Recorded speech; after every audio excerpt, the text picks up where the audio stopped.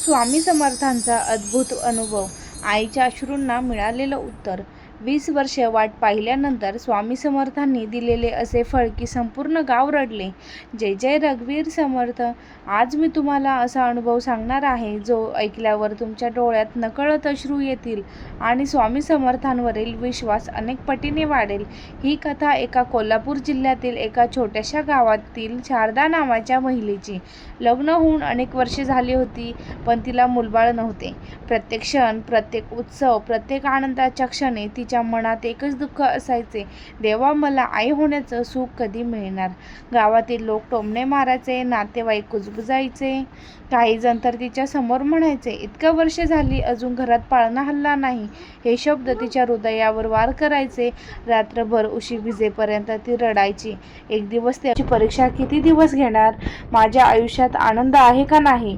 अचानक तिच्या मनात एक आवाज घुमला, घाबरू नकोस, वेळ आली की मी स्वतः तुझ्या घरी येईल. ती घाबरली, आजूबाजूला पाहिले पण तिथे कोणीच नव्हते. ती शांतपणे घरी परतली. दिवस गेले, महिने गेले, वर्ष गेली, पण ती रोज स्वामींचा जप करत राहिली. एकही दिवस चुकवला नाही. एके दिवशी अचानक तिची तब्येत बिघडली. तिला हॉस्पिटलमध्ये नेण्यात आले. डॉक्टरांनी तपासणी केली आणि जे सांगितले ते ऐकून सगळे थक्क झाले होते. शारदा आई होणार होती. वयाच्या 40 नंतर 20 वर्षाच्या प्रतीक्षेनंतर घरात आनंदाचा स्फोट झाला.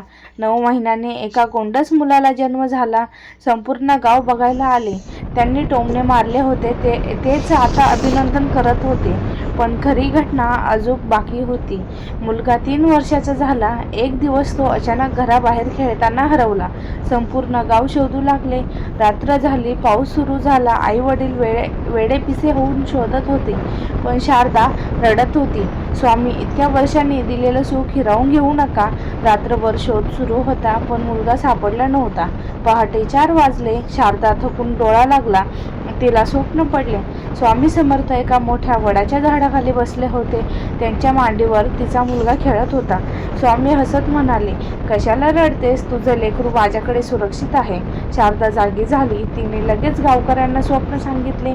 गावाबाहेर असलेल्या जुन्या वडाच्या झाडाजवळ सगळे गेले आणि जे दृश्य दिसले ते पाहून सर्वांना अंगात शहारे आली.